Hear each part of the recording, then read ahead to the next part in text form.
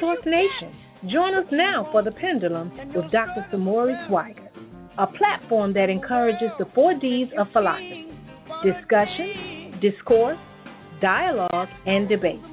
Prepare to travel from the past, present, and have discussions of future implications and projections with a correlation to African Americans.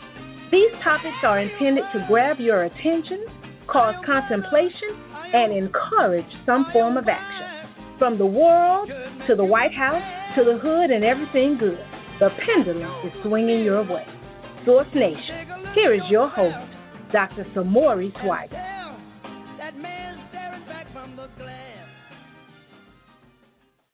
Yes. We're right back at it, right back in the saddle as usual every Wednesday, 8 p.m. on Source Radio Network. I'm your host, Dr. Samori Swygert. This is the Pendulum. Want to extend, first of all, we're still following up because we had Hurricane Harvey hit Houston. We had Hurricane Irma come as she's decimated many of the Caribbean islands, devastated Florida, has worked their way into some of the other southern states. Atlanta, I've had some of my people that I went to college with in Atlanta. They had a tree uprooted and fallen on their house. So this is serious business. We've had people that have died. We're getting looking at the TV monitors now. You have people that have died in the storm. You have people that have lost everything, houses completely gone. So, before we get into everything, we just take this moment to, acknowledge these type of things because these are our friends, our family. So it's the universe. Every cord is still tied to one another. So have to acknowledge that. Now, Source Nation, once again, I'm wishing you tremendous blessings, health, family, love, career success, spiritual progress, and the accomplishment of your dreams. Source Nation, we're going to get really intellectually intimate today, and that's no joke. Before you do, make sure you get your coffee. I got mine. Savoring it. Make sure you get your wine, your water. If you want to turn your water into wine, that's fine. And make sure that you pass me my shoehorn so I can put my foot all up in the issues. Make sure you share the link with your friends on Facebook, Twitter, and other social media platforms. I'm your host, Dr. Samori Swygert, a.k.a. Doc Swag, and I want to welcome you to my show, The Pendulum. Now, a pendulum is an apparatus that people associate with a clock. It gauges time and space. It traverses through time in a constant backward and forward motion. Some would say retrograde to anterograde. And this is what we do throughout the show as we engage topics. We have to connect the dots of the past, the present, and the future. And it's very important. That's why today's guest is very important. We talk about the past, the present, and the future. Now, this show is designed to encourage the 4Ds. I call debate, dialogue, discussion, and discourse, okay? Gather your friends and family as we prepare to travel from the past, the present, and have discussion of future implications and projections with a correlation to African Americans. From the world to the White House to the hood and everything good, the pendulum is swinging your way. Now, Source Nation, I'm glad that everybody's tuned in. You have a special guest, Sanctuary. This person is not a virgin to the mic. Sanctuary, let's give a warm welcome to Miss Nina Simone. No, I'm joking with you. That's from Love Jones. But today we have the great griot. Some may say griot, some may say griot. But there's one thing that you will not mess up, and that is his name, Sister Tara Poole. Many of you know her, okay? She used to hold court with Source Nation, okay? So this is a Sankofa moment for the network, okay? And we're blessed to have her in the saddle. Now, this queen is a brilliant mind and is a passionate and fervent cultural pride. She's been the host of The Great Griot on our very own Source Radio. Tara Poole serves as a mouthpiece and bullhorn about our heritage, and she facilitates the transmission of our African legacy from the motherland, abroad, and in these here United States, or what we call the wilderness of North America. Committed to correcting history, shining light on historical wrongs, awakening the minds of eager listeners, She's steadily putting out educational videos that are intended to enrich the next generation. Kara is also into film. She's into editing. She's a teacher.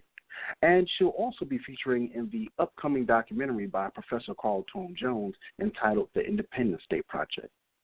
We see in America that our black women are often omitted, neglected, and their contributions are either disregarded or ignored. Well, when we mention the phrase black girl magic, the great griot should be one of the master magicians you should think of. We're going to take a little break.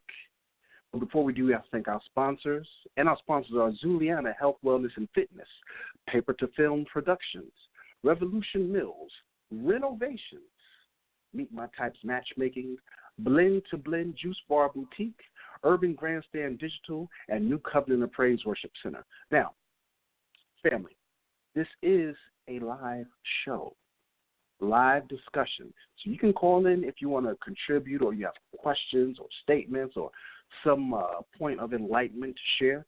The number here is area code 619-924-0933. That is 619-924-0933. Source Nation, we're going to take a quick break, and after the break, we'll be back to talk to the great griot, Sister Carol Poole. Peace. Source Nation, stay tuned. You're listening live to The Pendulum with Dr. Samori Swygert.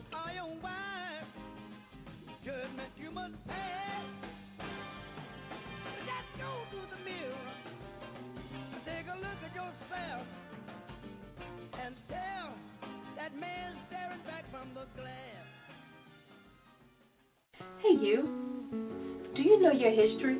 Do you know your culture? We have a beautiful history full of triumph, determination, perseverance, love, hope, faith, family, and community. And as your great griot, I want to share that history with you. A griot? It's pronounced griot, or in English, a griot. It's a West African term for the person who keeps up with the genealogy, the history, the culture, shares the stories of the people, and so much more. We're like a walking library, full of knowledge and ready to share. I'm going to take you into the history and the culture of your people from all over the world. A griot's purpose is to serve the people. That's right. As the great griot, I am here to serve you. Because the more you know, the more you grow. Wait, that's not my quote. Oh well, it's the truth. The Great Griot, a brand new Black History web series.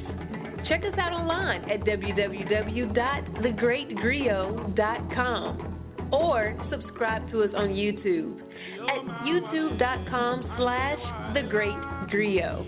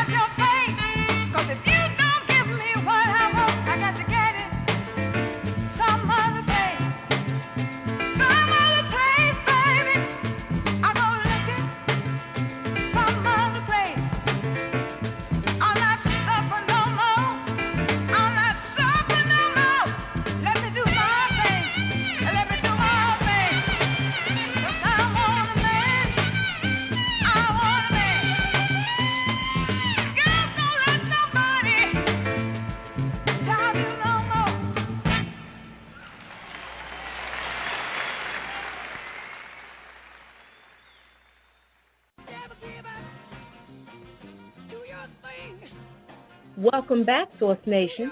You're listening live to The Pendulum with Dr. Samori Swygert.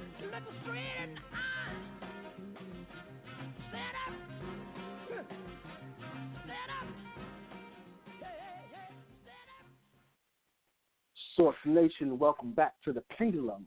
I'm your host, Dr. Samori Swygert, and as I stated earlier, we're going to be talking with Sister Carol Poole, better known as the Great Griot for many of you.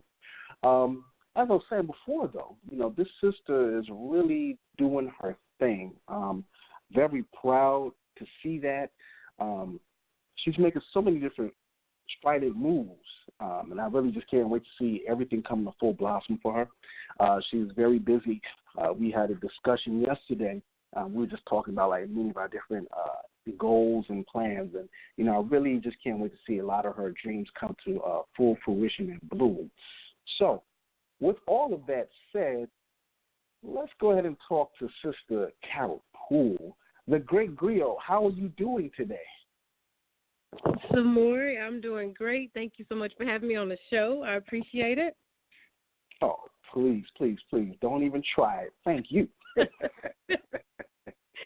I do. In that introduction, I said, wait a minute. Did he put my name and Nina Simone in the same sentence? I ain't mad at you. Yeah. But how's the day been treating you? It's been a great day. It's been a great day. I had opportunity again to work with some youth, and that's my passion.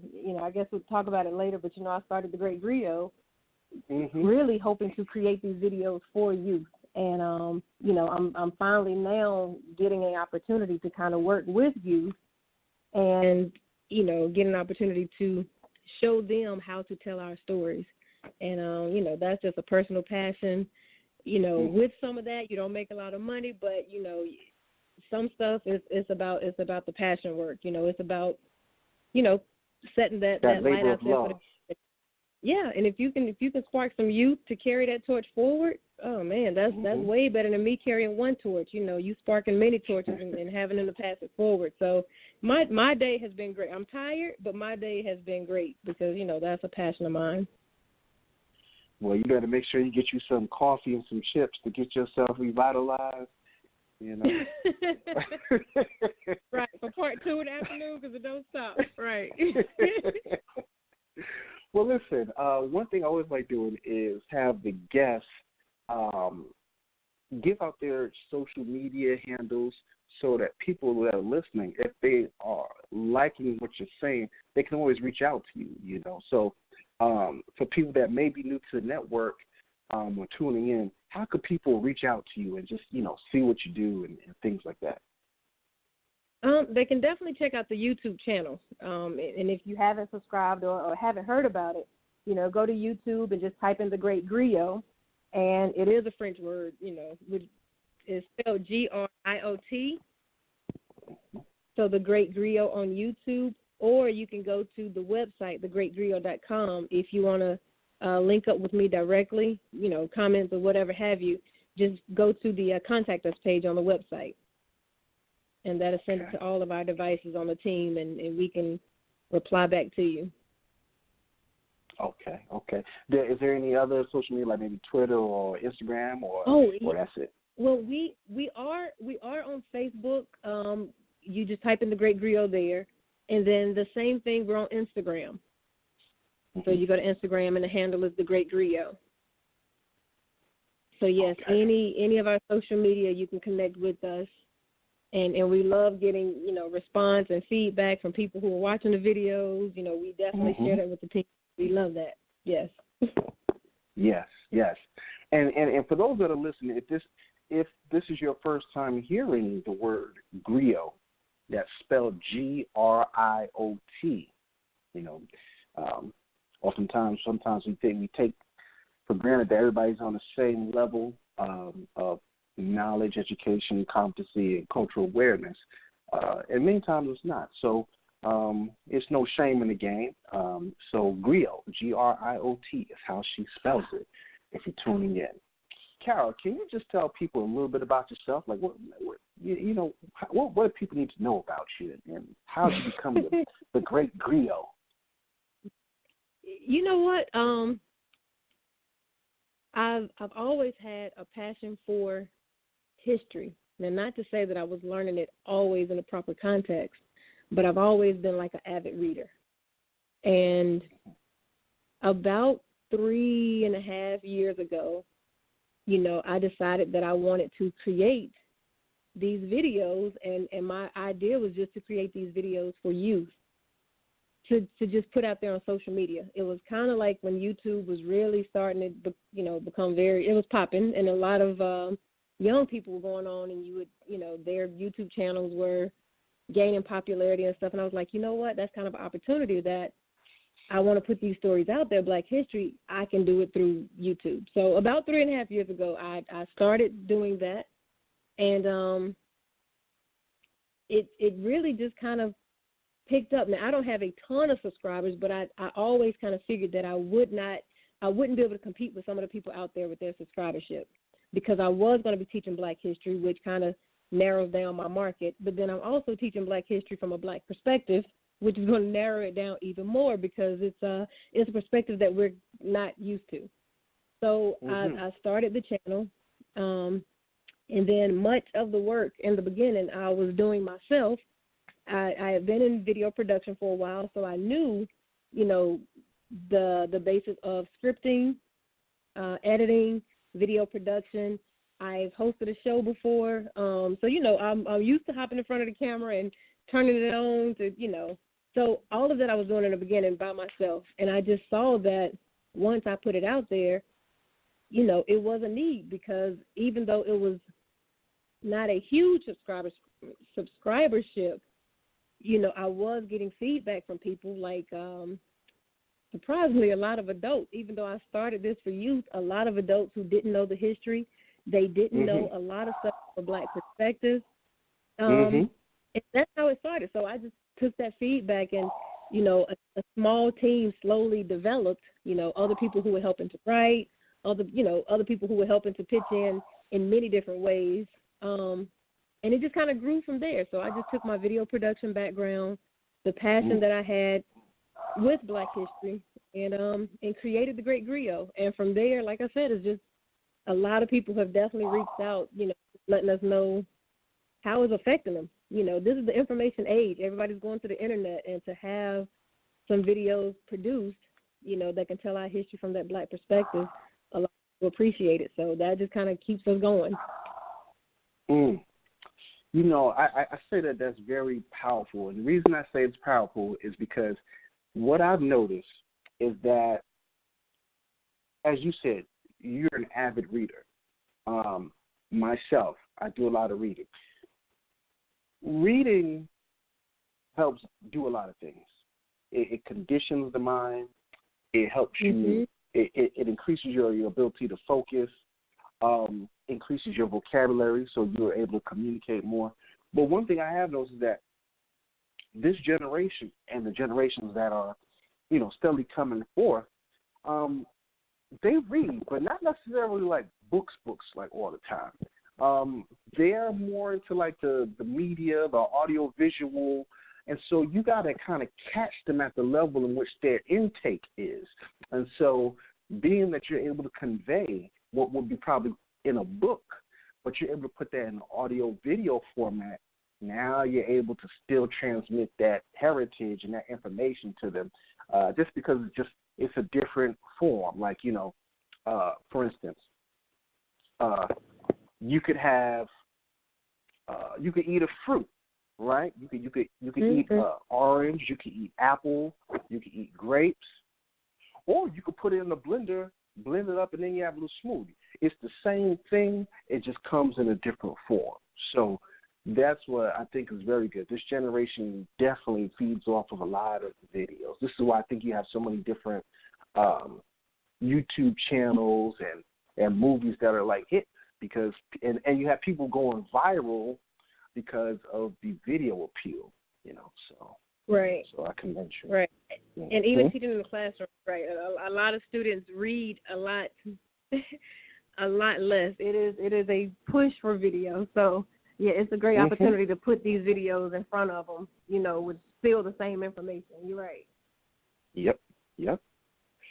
So, we were talking yesterday, and we said we're just going to have like a smorgasbord conversation because there is a lot of issues and things going on in the country and even abroad. So, I kind of jotted down some different issues, and I'm going to let you tap dance and do the WAP and let you do the cha-cha slide all over them. So, is that cool with you, or did you kind of want to get something else off your dome before we get into this? No. We can have an open discussion, and I appreciate you calling yesterday. We had a great discussion. We probably should have hit record. We should have. You're right. But no, I'm open. I'm open. All right, cool. Let's go ahead and rope these doggies on in, as they would say back in the old Texas South. Okay. He's telling your age. Rope them doggies.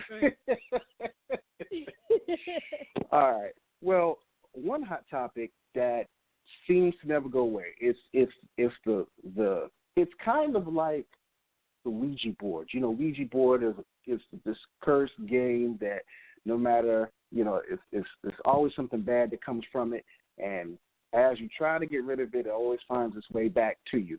And that gift that keeps giving, unfortunately, is police brutality. We see it every day. We've seen the Eric Gardner case. We've seen Philando Castile, John Crawford, Sandra Bland, Freddie Gray. The list goes on and on and on and on. Right. What are your thoughts on that? Like, where does it come from? Is there any ways that you think we could remedy it? Do you think that we're too, as a black community, do you think we're paralyzed by it and too apathetic about it? What's your stance on it? What you think about it? The first thing is there are probably some people who will disagree with me, but I personally don't believe that a lot of the issues like police brutality is going to end for black people until this system of white supremacy is eradicated. And, I used to didn't think like that. I used to, my path to becoming enlightened in a lot of areas, understanding our plight, understanding it from a black perspective and what has taken place, the more I open my eyes to what's going on, I see that a lot of the stuff that we are trying today, like I'm still around some people who think that by lobbying, that we can change some political things that may change the political situation for us, or, economics, we start boycotting some things, they'll start acting right towards us, or protest, or, going out, getting signatures. My personal stance is that we live under a system of white supremacy, and it's an unjust system, and it has been an unjust system from the inception of it. From our ancestors being enslaved with slave patrols, using white people to make sure that they keep us in our place, keep us subdued, keep us as a non-threat. It really has just simply revamped. White supremacy has never gone anywhere. It's just simply always refining itself, which means that it left from slave patrols and, it morphed into what we see today. The police force is there to protect this system, and they also have the responsibility of keeping non-white people in their place if white people are going to continue to run this system and to quote-unquote be superior. Not saying they're actually superior, but to be in a place of, them running things. So it has never changed. Our ancestors have dealt with it. One thing that opened my eyes when I really started seeing how much this was a problem under white supremacy was creating the Great Griot videos, because for so many videos, not only do I edit them, but I have to sit down and really listen to all these speeches from different people to pull out sound bites.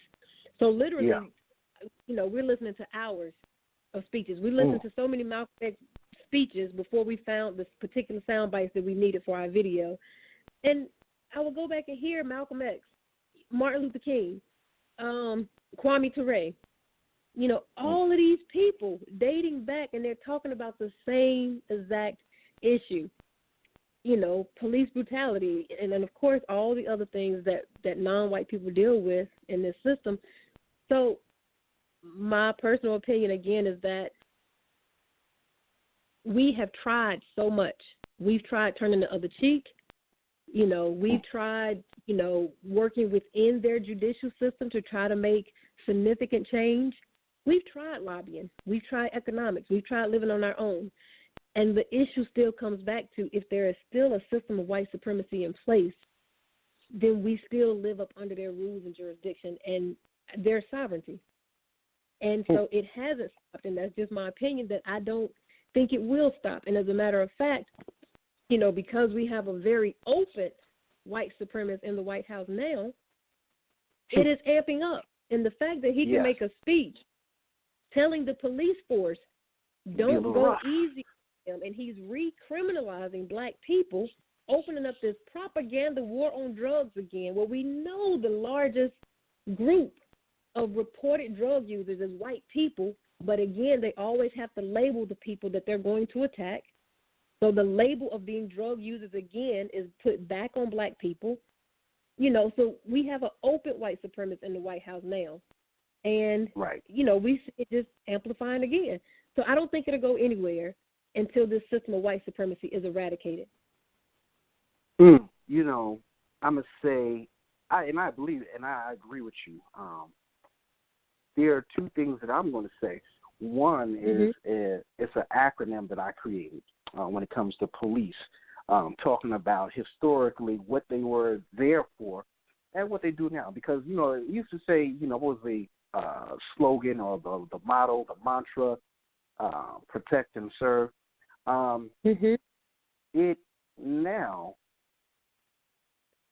I spell out police, POLICE, and I say it stands for protectors of land, institutions, communities, and economics.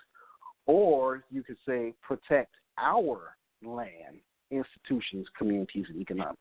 And when I say our, I'm not referring to black people. These are the people in power. Right. It's the aristocracy that's in power. So that's that. The other thing that I think that kind of gets. I said I think I need to write that down, and that's the truth, and that hasn't changed. Mm-hmm. I'm sorry. Go ahead. No. Go ahead. Continue. I was just gonna say I'll add in there that actually on a couple of the videos that I created for the Great Griot, it's a couple of different places where I tried to relay that message to the audience. I did one on the 13th Amendment, how it didn't do away with slavery. It just basically, refined it to prison. And at the end of a lot of these videos, I actually pull in clips of what is taking place with the police brutality. And I will say that that's one of the times when I'm editing these videos and I'm having to dig and look for footage like that, and I'm seeing police brutality after brutality, and oh my goodness, those moments actually with us being able to see it on video now is absolutely heartbreaking. I mean, to stomach seeing what they're doing to us live on camera. I will say that it's been moments in the past where I'm editing these videos and I'm at the computer just bawling, crying. Because I'm seeing the condition that they have our people in, so it's heartbreaking.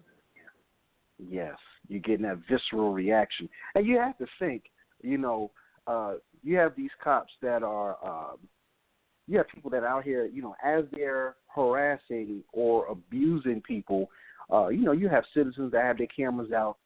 Some cops will try to, they'll try to kind of govern their behavior because they know on film, some that just don't care, like whatever.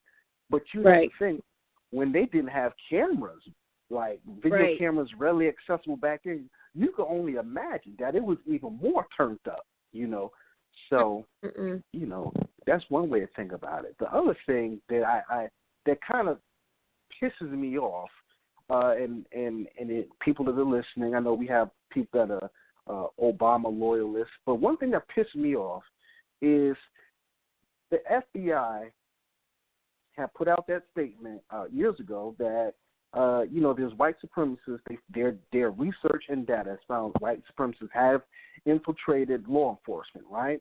And then on top of that, during Obama's administration, the hacker group Anonymous said, look, we're going to furnish the identities and the names of people at the head of law enforcement and in government that are white supremacists, neo-Nazis, they're involved in KKK, X, Y, and Z. They furnished it. They put it out there. And it's like the administration just kind of ignored. You didn't hear any type of investigation to it. What you saw was this, there's nothing to really be official about this. They let people who were named, the names that were named, you had some of these people say, oh, I don't believe it. No, that's not me. That's a lie. And then they just accepted it as if, okay, you expect them to admit that they are members of the group? Like, come on. There was no investigation to this. The list was published, and then people just let it die. And I'm kind of like, now, how many people are dying at the hands of law enforcement? And you just ignore this? Like, to me, if Anonymous said, look, we've been studying online profiles, and we found a list of 3,000 or 300 Taliban members. Here they are. Right. You think the administration ain't going to hop on that? Please. They'd be all over it. So that kind of pissed me off about it. But hey, what can you say? And it shows we're complicit with it. And I think we were speaking a little bit yesterday. You have white people and black people. Everybody over here, to a certain degree, we're conditioned to accept the mistreatment that we have. Like you said, if it was some quote unquote Taliban members going after white males, it would be an absolute score. But any information that comes out that's proving that non-white people, black folk, are receiving mistreatment, then it's acceptable. And we are expected to continue to take that. We're expected to continue to swallow that.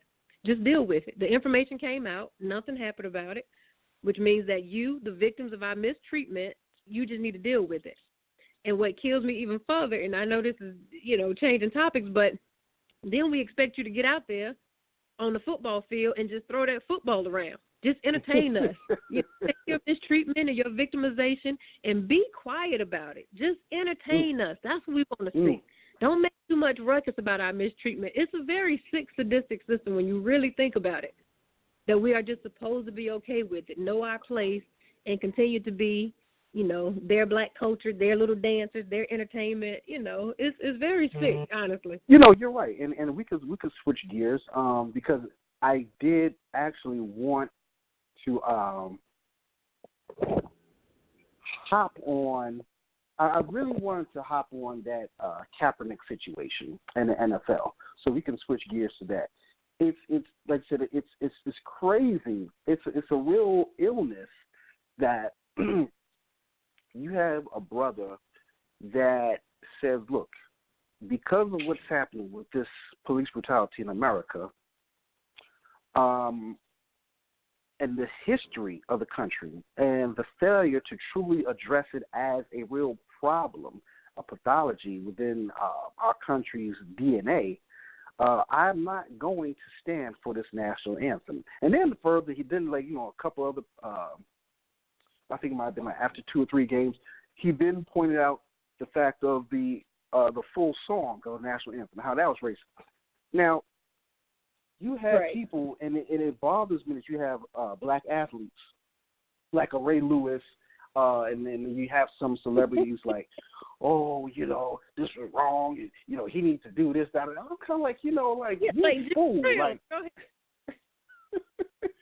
so speak on that, speak on that.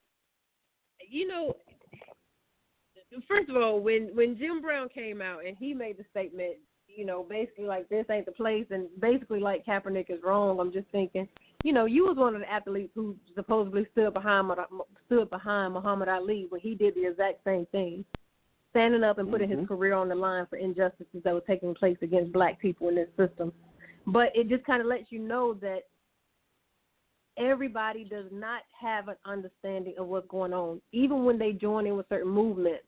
The movement back then with Muhammad Ali was gaining popularity. It was becoming the popular thing to do.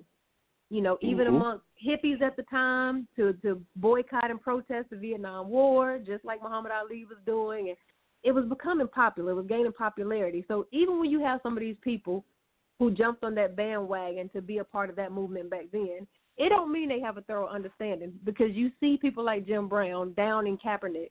But on a even higher note, I mean, I look at the black people like the Ray Lewis and the meme that was circulating with him, which is crazy. But that's real. But, I look beyond the black people, and I look at even the racist institution of this sports arena, this NFL, all these white owners on this, like looking like a plantation, saying, we're going to basically lynch you. We basically going to treat you like the guy in 12 Years of Slavery. We're going to hang you out here. We ain't going to kill you, but we're going to hang you up under this tree. And the next morning when everybody get up, they're going to come out and they're going to look at you. But because they scared of what's going to happen to them on this plantation, they're going to keep on going to work. Now, they're going to look at you. Somebody might sneak over and give you some water. But they're going to keep going about their business, and it's a very sick culture of what we have going on. And, it's going to, my personal opinion, is going to take us educating people to understand this white supremacist system. And then for black people to shake our fear of what can happen to us, and I think that was something that was so instrumental that Malcolm X did and talked about for a lot of men. A lot of men were thanking Malcolm X because he helped them to drop that fear that had been instilled in them of what a white man can do in this white system, so that we could be, it can be black men again and black women supporting these black men to stand up against this, because, it's a lot of people who have left Kaepernick hanging to dry out there. And I don't blame the brother. Even when I'm teaching in schools, I don't stand up for the Pledge of Allegiance. I dare not put my hand over my heart towards that flag because I know the history behind it. So, right. And one thing for those who listen, I encourage you to look for this book by author William C. Rodin. It's called $40 Million Slaves: The Rise, Fall, and Redemption of the Black Athlete. Yeah, I should check that out. So he goes into like the history of protest athletes during segregation, just everything, and then what complacent, and basically that fear of losing that privilege, losing those contracts, and just all of that, right. And relates it to the slave plantation. So that's $40 Million Slaves by William C. Rodin. But yeah, the fear. I'm sorry. Go ahead. No. I was just saying that is, and that's real. And I will be honest that, we all honestly have that fear. I'm not going to say all, but many people do, because we are in a white establishment, and much of our money economically comes from them. A lot of times, even if you own your own business, and I'll say this really quick, I see a lot of comments, and I too used to make this comment, we need to just pull our black athletes out of the NFL and start our own league. And the more I even looked into that, I see that before you can start your own league, you still have to get permission from, city councils and mayors on building some type of stadium in these cities. So we still have to go back to them and get permission. And it's not as easy as it sounds to develop it. We're still up under their jurisdiction to do it. So again, right. I go back to my stance that I feel that all of us in our minds should have that in the forefront of our minds. White supremacy needs to be dismantled. It needs to be torn apart. And to me, it takes that education for us to really see it and know it, so that can be our focus. Well, actually, hold on real quick. For those that are tuning in just now, You're tuned in to Source Radio Network or Blog Talk Radio. I'm your host, Dr. Samori Swygert. The show is a Pendulum every 8 p.m. on Wednesday. The guest I have with me today riding shotgun with me, we're trading between riding shotgun and driver, is the great griot, Sister Carol Poole. So we're talking about a smorgasbord of issues. We tackled police brutality.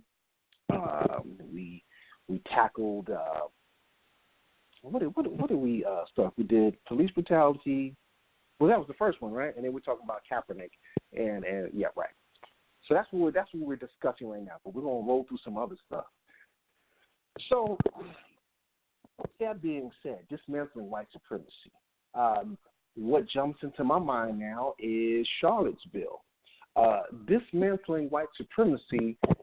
You dismantle these statues that are, these Confederate statues all over the nation. You try to dismantle these statues, and you see that it's kind of like kicking the beehive. And you see all these young white men come up to Charlottesville, UVA, with their tiki torches and their khakis and polo shirts. Young guys. This is how you know we're in this battle against white supremacy for the long haul. These are young guys, from 20 years old, so they ain't gonna be around and kicking for a minute. Now, the thing is, they also had their I think it was organized by one of the guys that associated with Richard Spencer. You have this white supremacist group called Europa. They're organized, though. A lot of them are organized. Beneath their little khaki, beneath their golf-looking uniforms, you have a violent arm, where they showed up on Saturday, with military fatigues, helmets, bulletproof vests, high-powered assault rifles, sidearms, batons, flags, sticks, you name it. They were highly armed, and even that Friday when they were walking with the tiki torches, they were shouting, "Blood and soil, blood and soil." So it makes me wonder, it's interesting. We try to get our own people together for some meaningful change. People are very resistant. People want to just have a good time. Oh, you tripping. Do you go with that Black Power thing again? Oh, man, just chill out. Man, just have a drink. Man, just go watch the game. Man, go to the club. Man, just chill out, man. You're doing too much. But if I'm doing too much by just speaking, then these white supremacists must be doing the max, because they're organized. They have commands. Like I said, they were outfitted and they were armed, moving in unison and getting down in the streets. So when we talk about dismantling white supremacy, do you think we have what it takes when it really comes down? Because, see, the thing is, we do our protesting. We do our online petitioning, petition.org. We'll get on our Facebook page and, we'll make our little posts. But when it comes down to it, they are ready to lay the murder game down.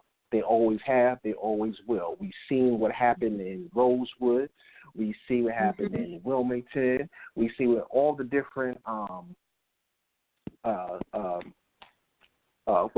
talking about Oklahoma. When it comes to it, they're ready to lay the murder game down for white supremacy.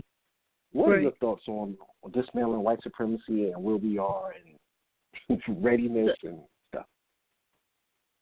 The first thing, brother, are we ready? No. To me, absolutely not. Like, absolutely not. And it's crushing to really say that, because, I think most black people, when you start opening your eyes to what's going on, you get this energy of being amped. And really, it's very emotional. We're reactionary and stuff like that, ready to do stuff. But have we really gotten down to business, focused, living by some type of codification so that we can quit being used against one another? Have we really started thinking about some of the things that we would need and preparing, like prepping and having food and weapons to protect yourself and all of that stuff, basic stuff, not even talking about if we got into some open war or something, but basic stuff for protecting yourself against, some of these psychopaths? We haven't. And, I will add to the Charlottesville that there is something that I've begun to do. People will probably be like, Kara, you're crazy. But I listen to Neely Fuller, and one of the things that Brother Neely Fuller says is, and Francis Cress Wilson, Dr. Wilson used to say is, we need to have more white studies. We have a lot of black studies and stuff like that, but we need to start having more white studies. And Dr. Wilson, made it her business to study racism, white supremacy. She studied in Germany. She went to Germany to live. A lot of people don't know that, to really study the psychology of these people. And they constantly telling us we need to have white studies. Well, recently, I would say maybe within the past 3 months, maybe, I have a Periscope account. And on Periscope, that's what I do. I don't chat a whole lot in Periscope. And to be honest, if I'm at home or something like that and I just have time to pull it up and just listen to someone talk, my account on there, you would think that I'm a white person. And I did that because I go into a lot of these rooms where they think that it's all white people listening, and I have an opportunity to hear what they're talking about. And when I tell you, I was in some of these Periscope rooms listening to what was being planned for Charlottesville. But I go into many of these Periscope rooms, and I get to see firsthand the deception that they bring. For example, I was in one Periscope room, and there was a white supremacist who was supporting the Charlottesville, and I think he went to the Charlottesville. And, he has this thing right now against Jews. White people are fighting amongst themselves right now as well, but he was stating in his room amongst all these, he thought everybody was white, saying that, we basically have to get the reign back. Like, they're trying to get a hold of white supremacy again from the Jewish people who they say run a lot of their industry or whatever have you. He said, but after that, we're basically going to have to kill everybody else. That's what we do, genocide. And he was saying it proudly, like, we're going to kill the black. And he was saying that. We're going to kill the blacks. And when he finished with this paragraph, he was going on and on. And I was like, wow. I said, these people study us. Everything he was talking about, I said, they are studying us. So as soon as he went out, he ended his chat. I downloaded the video, of course. I wanted to save a lot of these videos with this conversation. Well, I followed this guy again, and a black lady shows up in his chat room. So the conversation changed now that she's in here. He's like, we don't have a problem with black people. We want you to have your own, We just want you to have your own. So he started going through all this white supremacist deception. And he's not the only one that I follow that I hear these type of things. And so, one, it just kind of let me know that white people do have a plan for us.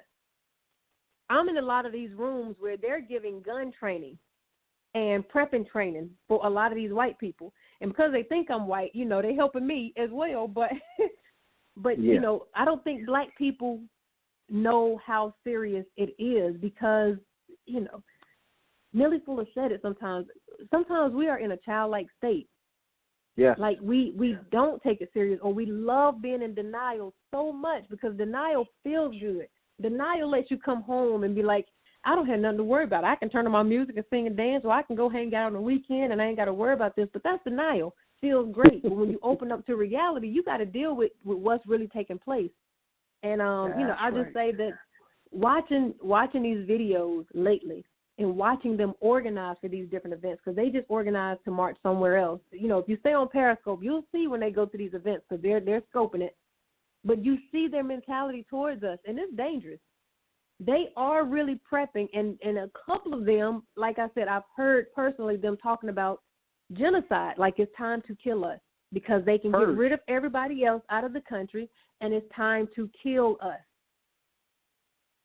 So it's time for black people to really stop playing with it, because they are trying to get a hold on it of white supremacy, and they don't need us anymore. Somebody, when I Right. was doing a radio show, they came on and they said, the problem is they don't need us.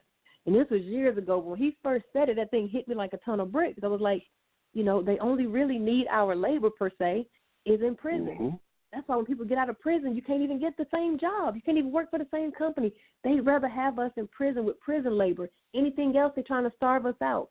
They're trying to gentrify us out. Go somewhere, get rid of you, kill you out. California trying to get black people out the state. So it is a serious problem, and it's a problem when you talk to some black people and they don't get it or don't want to get it. And they so don't want to get it. Don't want to get it because we rather, like I said, be in denial. But it's a serious issue, and I'm just all for spreading information, even beyond what I do for the Great Griot. Just spreading information for people who do want to understand what's going on, so that we could just be prepared. Those who are ready to come out of denial, So Yes.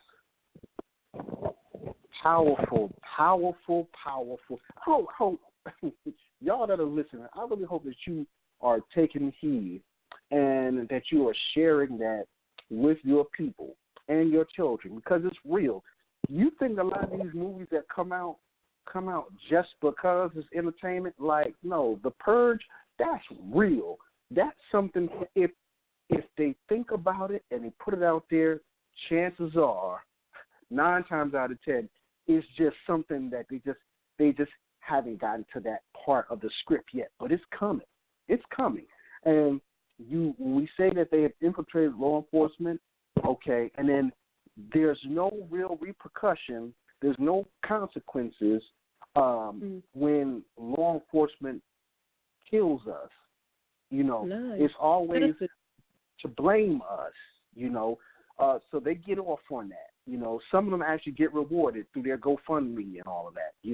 And then the fact that they can lock us up, and then once locked up, you might as well consider that like Hitler's concentration camp.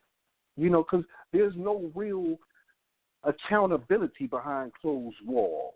Behind closed doors and in those walls, they could say anything. Like come in there, beat you up, breaking that.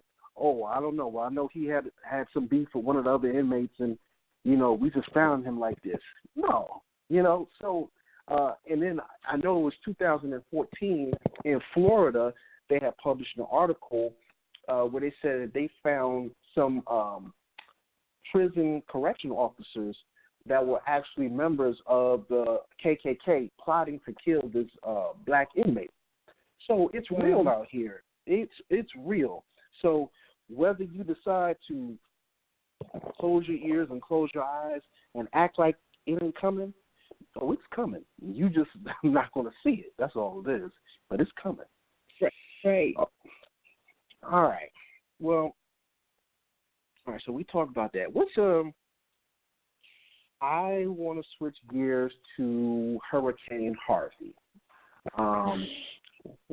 We kind of talked about this a little bit yesterday, but there's a lot that needs to be said about that, because the same way we were talking about gentrification, that is another way, because economically African Americans are more depressed economically and we're the most vulnerable group in the American demographic.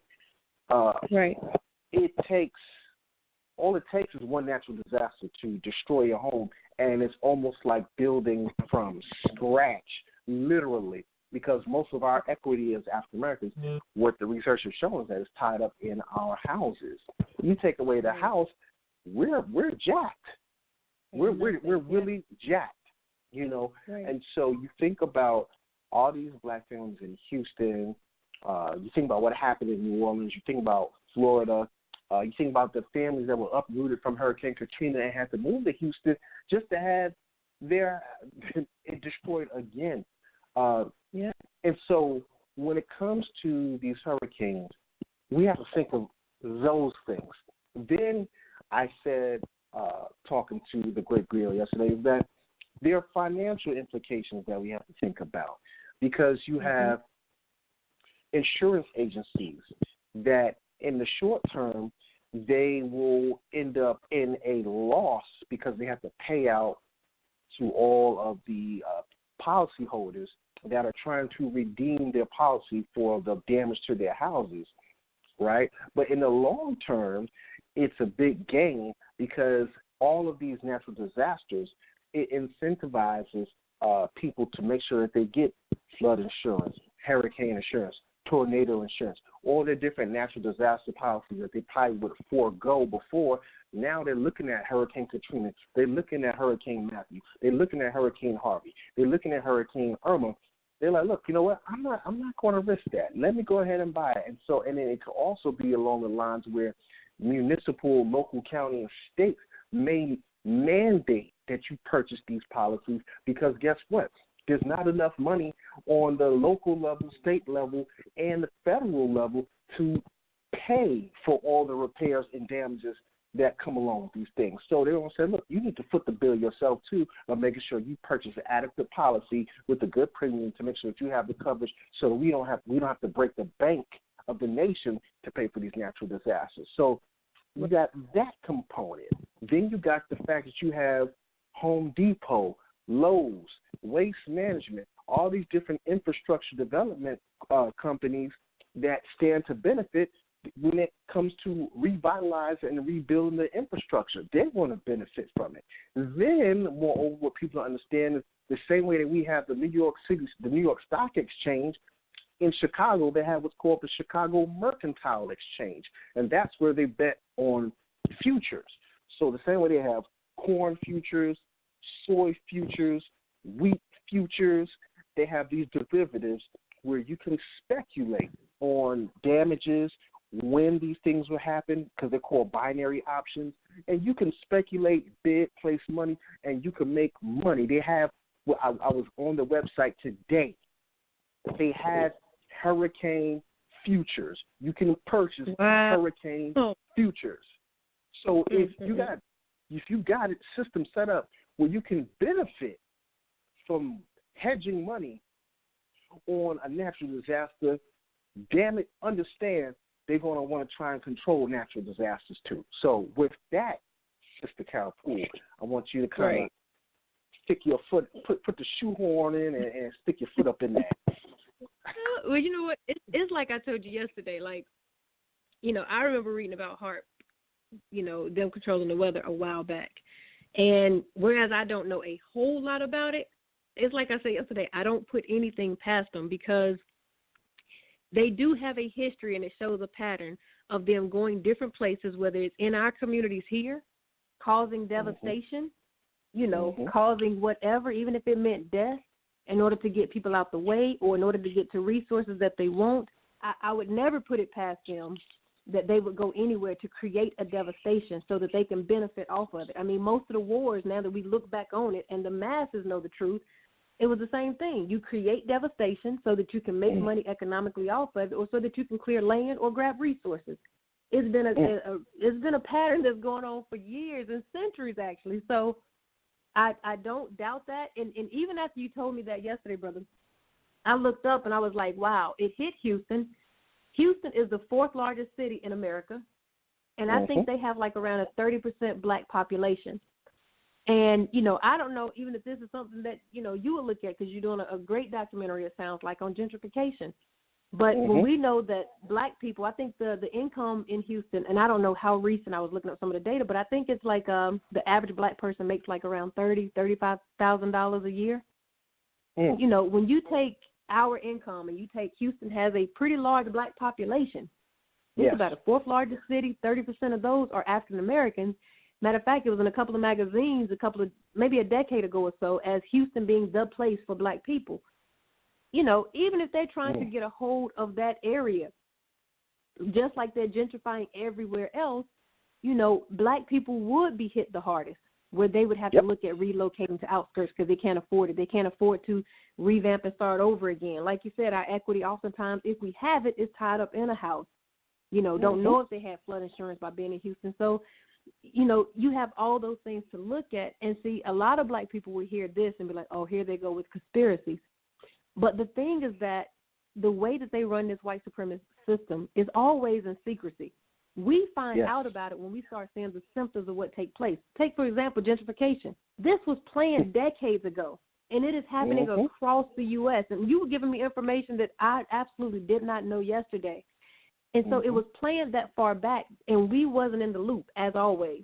We have to find out by piecing the puzzle together and seeing what's going on later.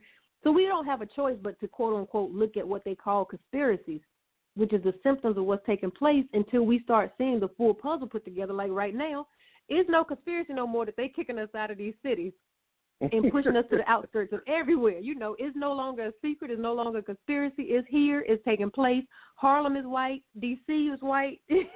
Atlanta is looking white. So, you know, I don't put anything past them. I always look at the past and the history and the pattern and see, could it be possible? Absolutely. They have a history of it. Yes. The other thing that I would like to add on to this that I want people to think about is make sure, those that are listening, make sure you get familiar.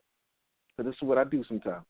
Get familiar with your geographical terrain. Look at them. I have a 10 by 6 foot map of the world on my bedroom wall. So when I wake up, it's right there. When they talk about this stuff on the news, I go right to the map, make sure I got my perspectives. Remember when it hit, that Hurricane Harvey hit Houston, I want everybody to flash their mind back a few months. And remember the Dakota Access Pipeline? Y'all remember it's also called the Bakken Pipeline? And that was a big thing where you had the Indian tribe or the native tribe protesting them building this pipeline that will be transporting these tar sand crude oil from Canada down the middle of the U.S. and into the Gulf. And so that's called the Bakken Pipeline. But where into the Gulf does it go? It goes all the way down through the middle where the natives were protesting, landing dead smack on the edge of Houston into the Gulf. That's where it's supposed to go. So you have to ask yourself, and you know, Trump said he approved the construction of this.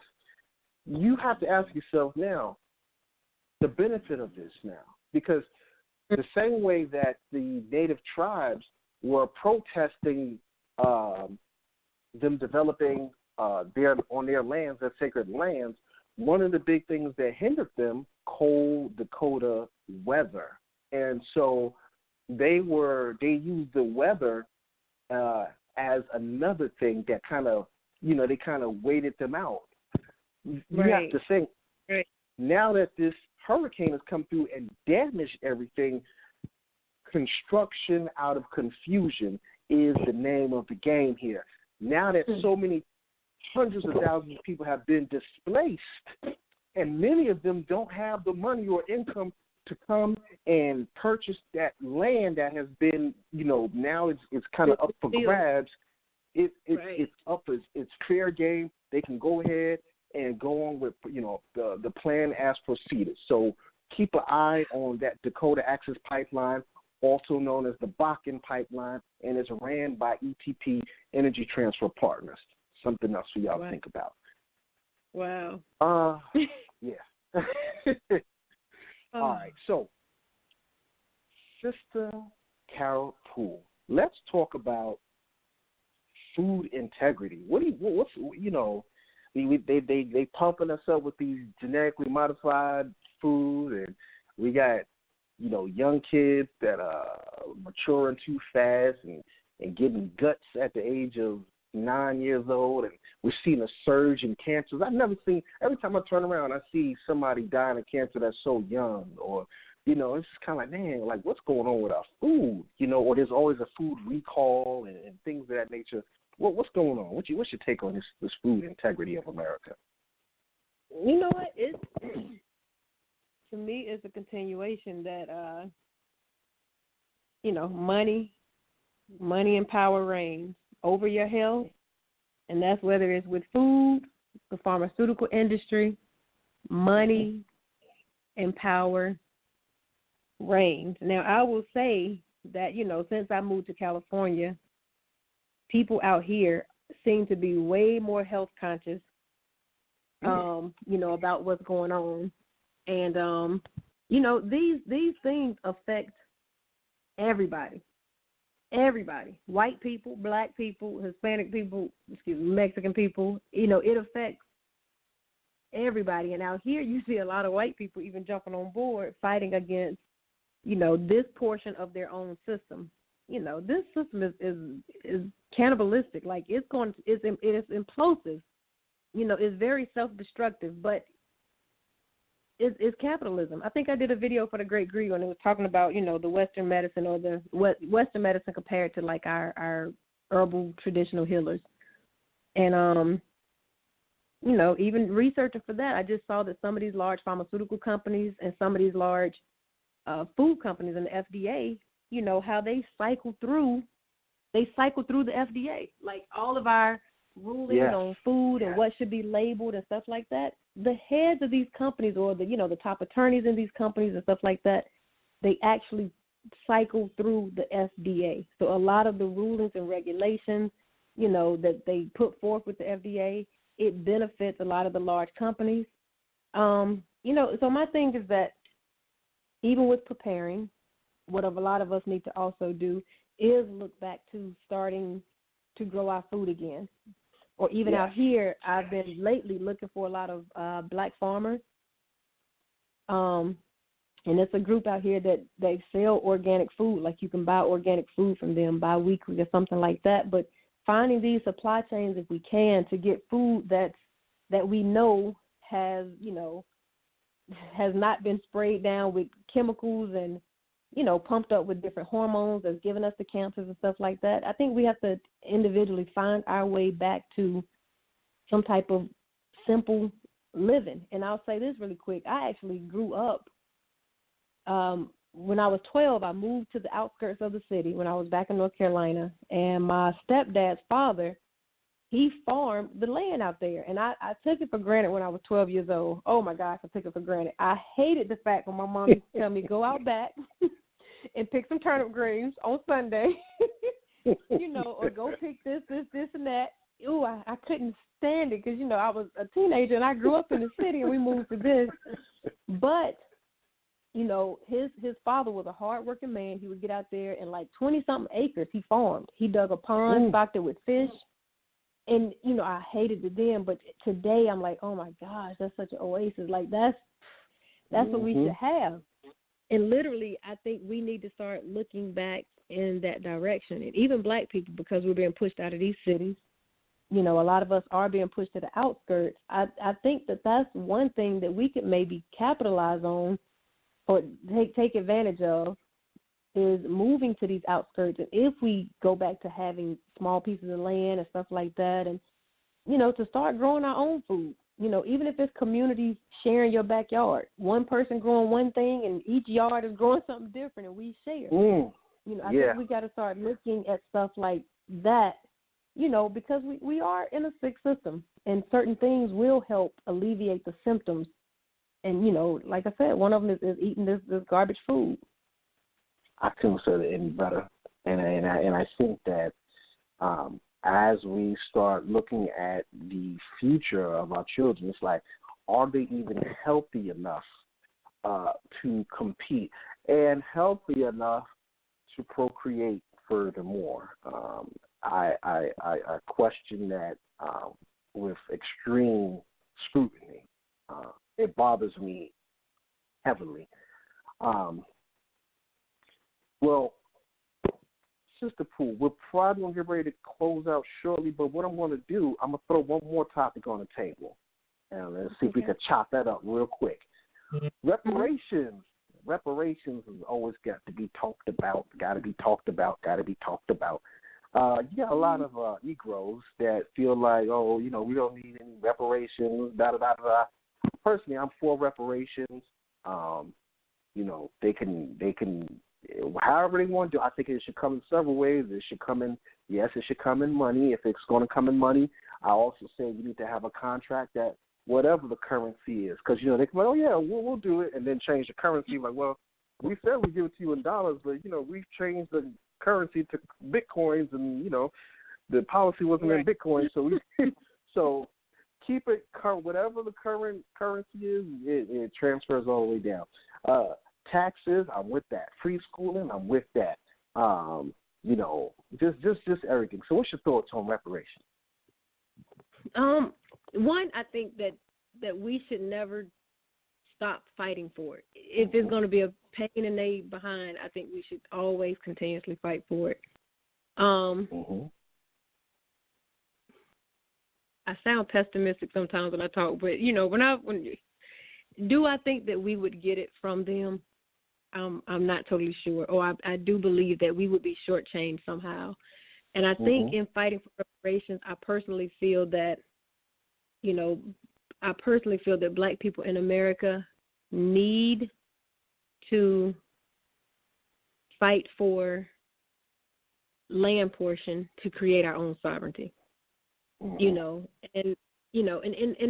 that sounds so far-fetched because it sounds like such a huge thing to do, because are we even as Black people on some type of same program, Right. But I just think that as long as we are up under their government and their jurisdiction, that even if they gave us some type of reparation as in money, you said it, the first thing is if they gave us their garbage dollar that's not backed up by any gold, who knows what could happen with that. But even still, if they gave us money, we're dealing with an enemy. It's not a just system. So you best believe that they're not going to give you money if it's going to help raise you up anyhow. There will be some type of laws, rules, and regulations that help siphon that money right back out of our community. I personally feel that just because I look at the history of what we've had with them, I don't look at them as being trustworthy and just. And so, yes, I think we should continue to fight for reparations, but I believe that it should be in the form of, again, us having some type of land base with our own sovereignty so that we can begin to develop our nation over here and to freely form a military to protect it. That's my personal is we have to have some way to protect it from them. And so, yes, continue to fight for it, but we need our own sovereignty. I just don't trust being up under the government anymore, whether you vote Democrat, Republican, or whatever else have you, as a solution to what's going on. I just feel that, we somehow need our own sovereignty. Carol Poole, let the people know where they can find you one more time. You can check out the YouTube channel, and that's, go to YouTube and just type in The Great Griot. That's GRIOT. Or if you want to reach out to us directly, you can go to our website. That's thegreatgriot.com. Go to the Contact Us page, and whatever you put in, it'll send it to all of our devices. Or you can check us out, like I said, on Facebook or on Instagram if you want to follow us. All right. Ladies and gentlemen, that was the Great Griot, Sister Carol Poole, and her for joining us today and just sharing her knowledge, her analysis, and her perspectives on these critical issues that affect and impact us as a community. Source Nation, I want to thank you so much for tuning in today. And before I leave, I just want to make sure we thank our sponsors. Our sponsors are Zuliana Health, Wellness, and Fitness, Paper to Film Productions, Revolution Mills, Renovations, Meet My Types Matchmaking, Blend to Blend Juice Bar Boutique, Urban Grandstand Digital, and New Covenant of Praise Worship Center. Okay, Source Nation, we are about to sign out. I'm your host, Dr. Samori Swygert.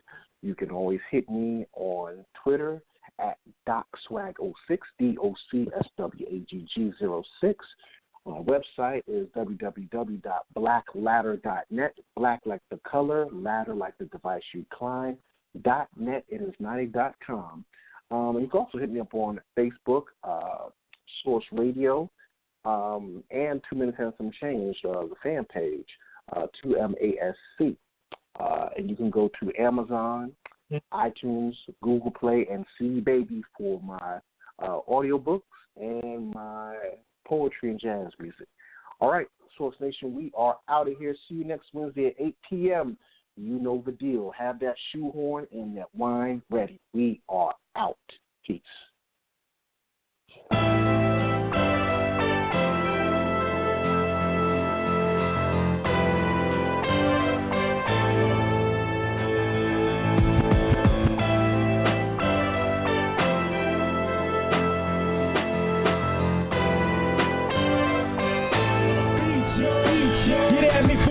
yours.